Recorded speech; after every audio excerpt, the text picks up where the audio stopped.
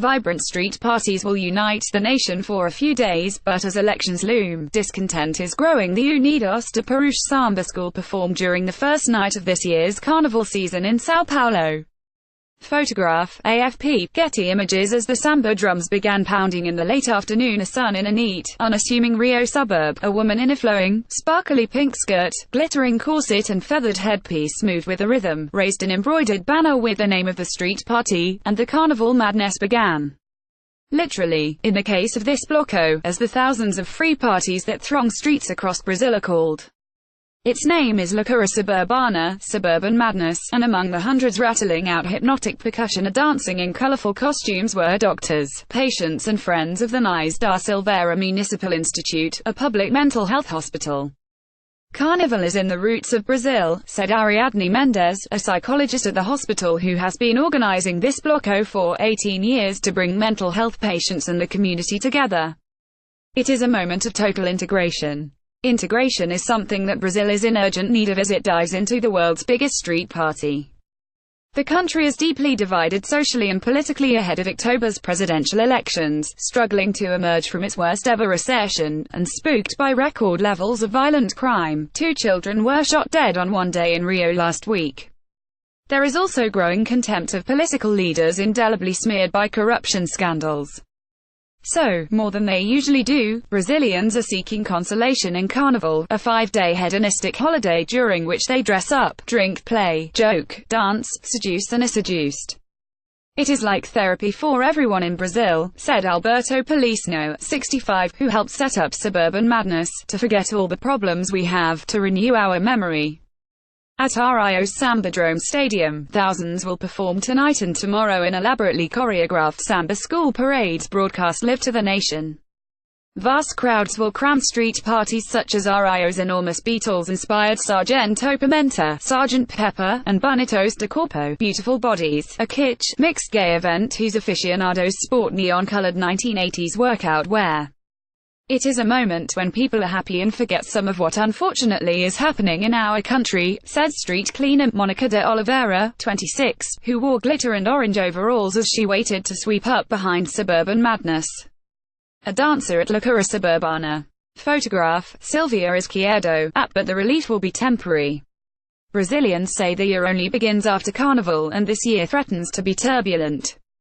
In October, the country faces its most fractious and unpredictable presidential and congressional elections since returning to democracy 33 years ago, according to David Fleischer, an emeritus professor of political science at the University of Brasilia.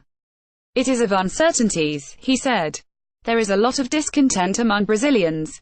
In recent decades, Brazil has been run by 2 parties, the center-right Brazilian Social Democracy Party, whose candidate, Sao Paulo Governor Geraldo Alckmin, is floundering in the polls, and the leftist Workers' Party, which ran Brazil for 12 years until President Dilma Rousseff was impeached in 2016 for breaking budget rules in a corruption scandal that engulfed her party and energized a resurgent right. Rousseff's political mentor and predecessor, the charismatic former Union firebrand Luiz Inácio Lula da Silva, leads in the polls but may well be barred and jailed following a controversial money laundering conviction his supporters say is a setup. Running second is Jair Bolsonaro, a hard-right former army captain and Donald Trump admirer who praises Brazil's former military dictatorship and advocates freeing up gun control to combat crime. Across Brazil's voluble social media networks, left and right exchange vitriol and ire. That leaves room in the center, but so far, nobody has stepped up to fill it. President Michel Temer was Rousseff's vice president and his Brazilian Democratic Movement party colleagues plotted to oust her. He is widely despised. Congress voted twice last year to stall legal action against him for racketeering and obstruction of justice, and insists he won't stand. Environmentalist Marina Silva has failed to get past 3rd place in the last 2 elections. Increasing numbers in the polls say they will vote for nobody at all. It's a lot of uncertainty. Carnival is a good means to forget everything for a few days, said Fleischer. But try as Brazilians might to forget their country's woes in the frenzy of Carnival, politics has followed them here too.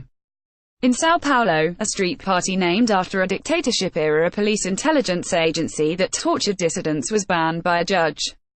A rising feminist movement has targeted the aggressively predatory behavior of many Brazilian men at Carnival with "no means no" stickers, social media posts and even speeches at some blocos. A widely circulated video even detailed politically incorrect costumes to be avoided, including men dressed as women, indigenous people and nurse outfits. The Tom Maier Samba School on the streets of Sao Paulo. Photograph, Nelson Almeida, AFP, Getty Images. Such recommendations made little impact on the thousands at the Carmelitas Bloco in Rio's colonial Santa Teresa neighborhood on Friday, where two bare-chested men sported indigenous headdresses and another wore gold body paint and a tutu. Personal trainer Sandra Caio, 47, was one of many wearing a nun's veil in homage to the Bloco's name, inspired by a local convent. "We are characterized by the costumes," she said. A reverence is a fundamental element of Carnival, as are costumes mocking politicians or political scandals. In his 1979 book Carnival: Strokes and Heroes, anthropologist Roberto D'Amata detailed how Carnival's temporary libertarianism and role-playing actually exposed the rigid social structures and codes of Brazil's deeply conservative society. Classic Carnival costume of a poor man dressed as a king shows how hierarchical Brazilian society is. It has a sociological role. It is an escape valve, he told The Observer. What happens in Carnival dies in Carnival. This became clear at a street party in central Rio last week, held by staff of government regulatory agencies including the National Petroleum Agency, ANP. Its drummers set up a polished samba rhythm in an upper-floor car park before descending to the street and entertaining crowds of office workers leaving for home. Percussionist and ANP employee Alice Quinhu, 35, said Carnival mirrors Brazil's social divides. Even the blocos separate out the social classes. "Here you see white people, basically," she said, gesturing at her colleagues. Her colleague Alexandra Franca, 46, the bloco's president, said even government employees like these need an escape valve. "It is an act of affirmation," he said. "We can overcome this difficult moment.